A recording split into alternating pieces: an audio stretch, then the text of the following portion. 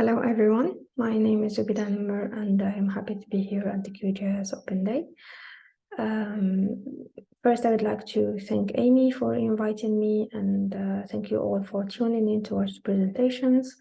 My apologies for not being able to present live because of some internet issues, but feel free to ask your questions. We'll log in and try to answer all of them, and I'm looking forward to the discussion. So I'm a PhD student in Geophysics at the University of Science and Technology of WaPOR in Algeria. I love geophysics and I love the ability to uncover hidden secrets beneath the Earth's surface. For now, I am focusing on groundwater resources, and one of my goals is to actually use the outcome of my research and the results that I have obtained to help in the sustainable management of groundwater resources. So people often ask me, why is groundwater important? But I think we all know the answer to this question, because water, whether it's on the surface or underground, is one of the most valuable resources, if not the most valuable one. So here I have shared some statistics on groundwater usage around the world, but it is a common fact that groundwater, or a lot of people around the world, rely on groundwater as their primary source for drinking water, for irrigation, and for industrial uses, and for domestic uses also. So once we understand how much water is important, we need to think about strategies that will help manage sustainably this resource. But in order to do such thing, we need some information, and this information will help us develop these strategies. And one of the first thing that we need to know is the availability, meaning how much groundwater is available. And this is actually one of the most important things that we need to start with, because this is what will decide whether we are going to use the reservoir or not. And the answer to such question is usually done using hydrogeological or geophysical measurements. Then we need to think about the impact, meaning the impact of groundwater use. In such way, like if we are using groundwater, if we are pumping groundwater, what is going to happen to the surrounding environment? And one example I can give you is ground subsidence that happens when we over pump, and we do it rapidly. So what happens is that we create voids underground, and these voids will eventually collapse. And third, we need to think about the risks, and this is mainly regarding the aquifer itself, meaning what are the risks that we are going to pollute, or we are going to deplete this reservoir. So once we have the required information, we ask ourselves, how can we ensure sustainable management of groundwater resources?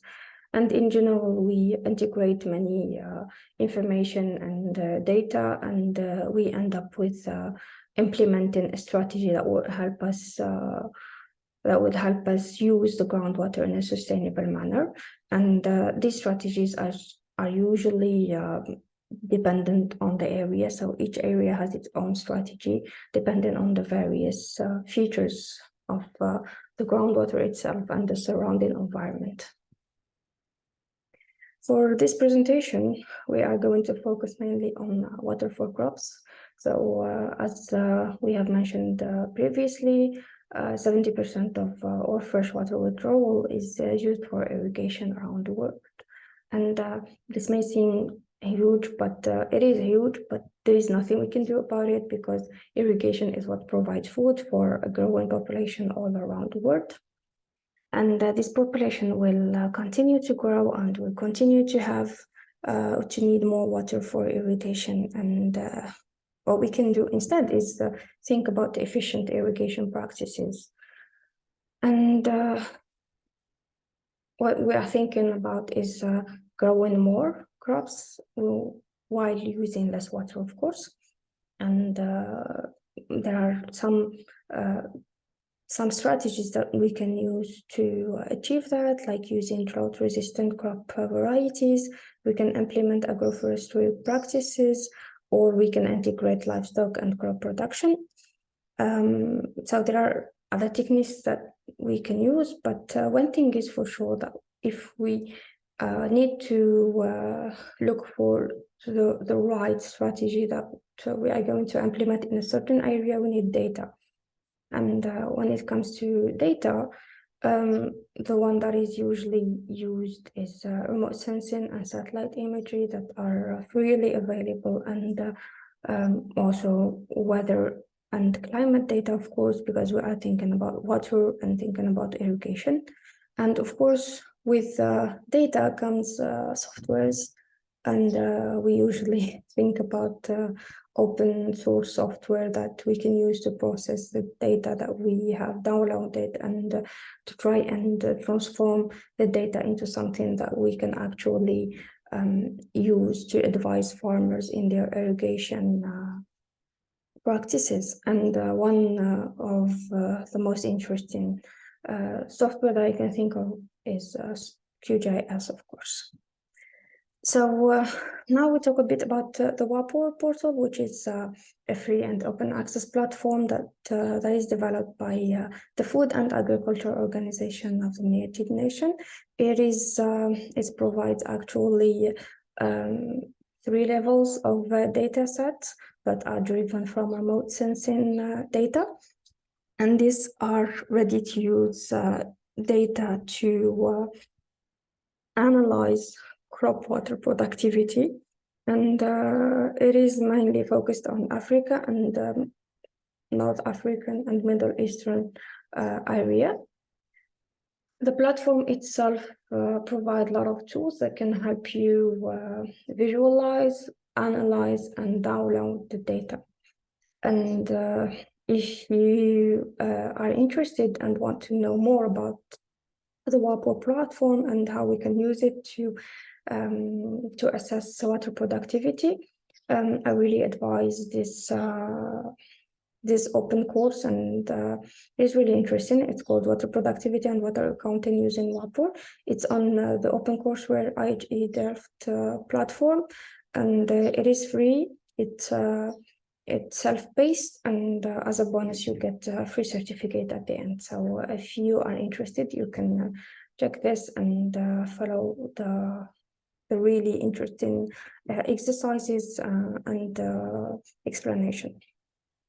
So there are many techniques that we can use to access the WaPOR data, but one of my favorite one is directly from QGIS, and this is done with the FAIO Downloader plugin. And so once you install the plugin, you will have access to the data on the 3 levels of the WaPOR, level 1, level 2, and level 3, of course. One thing that I found interesting is if you double click on one of the data set, you get this really cool description of the data, and so this is interesting because it gives you an overview of the data that you are going to download, and it also helps you in processing and interpreting the final results. So once you have chosen the data set that you are interested in, you also select the shapefile with the study area that you are looking for. You set the download options, meaning the dates that you are interested in, and also you set a download directory. You click on retrieve the data, and of course you will get your data directly on QGIS, and then from there you can use the various tools available on the software to assess and analyze what you have downloaded. Of course, I have missed many steps, but I recommend the video of Hans van der Kwast, the latest one, and he talks about how to download the plugin, how to install it on QGIS, and how to use it to access WaPOR data. So if you want more details on how this plugin is used, you can check his video. It's really interesting. So now we talk a bit about the Mitidja plane, which is the study area or the study focus of what we are doing. So the Mitidja plane is one of the largest plain in Algeria, and it is one of the most important too because it provides 25% of Algeria's agricultural production.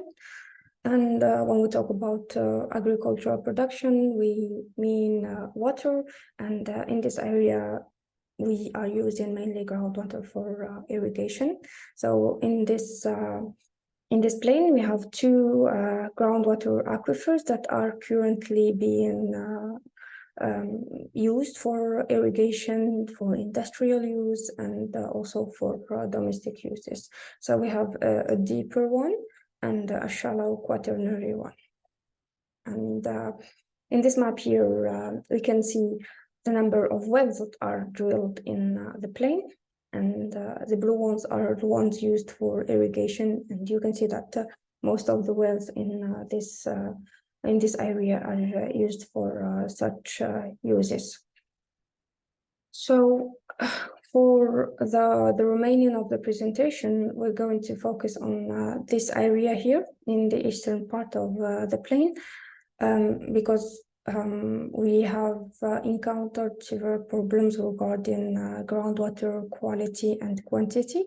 And we want to see if there is a relation between what's happening underneath, meaning with the groundwater, and what's happening on the surface, meaning the crop production.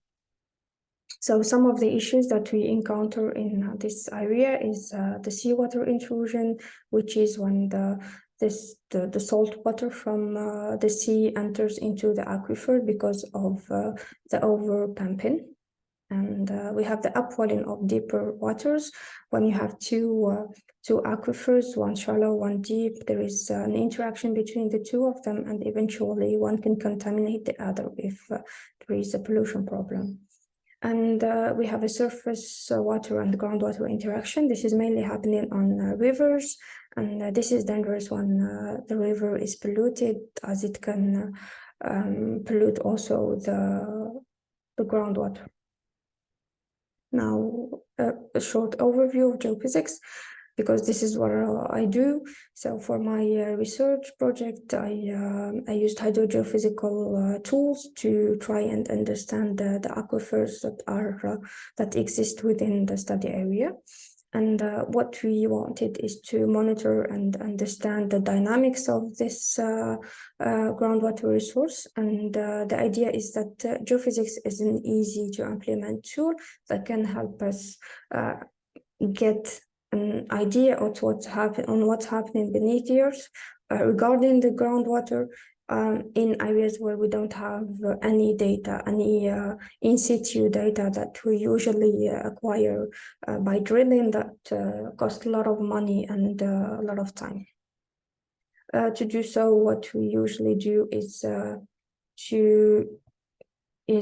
we usually inject electrical current, and we measure a resistivity, and this parameter that we call resistivity depends on the water content and the lithology, the rock type, and we get this beautiful image of the subsurface with various colors, and the colors are actually meaningful to us because they represent the resistivity, and therefore the water content. And the geophysics and the geophysicist also, what we have to do is to interpret the data and try to give meaning to these numbers. So what we're trying to do is to integrate WaPOR open access data with some borehole data that are scarce but still useful, and geophysics that provide information where no borehole data are available, and try to see if there is a pattern between groundwater and crop productivity.